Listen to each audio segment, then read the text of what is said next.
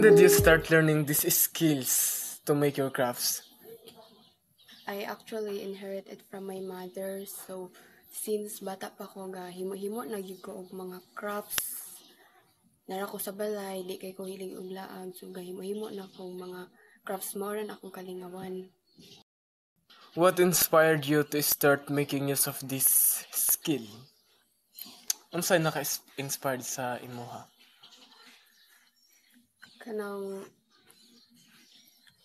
since I have this skill naman and profitable po siya, so I used it as one source of my allowance sad para na ko'y mga pangbayad sa school or bisag unsa pa nako nga mga personal nga mga needs.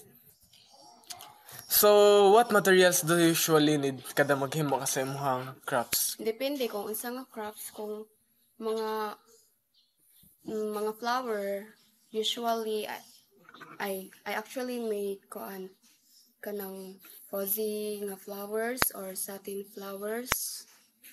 Then kung fuzzy na flowers, I usually use kaning mga inani fuzzy wires in different colors, and then the floral wire or barbecue stick, then stick glue, glue gun, mga anak lang.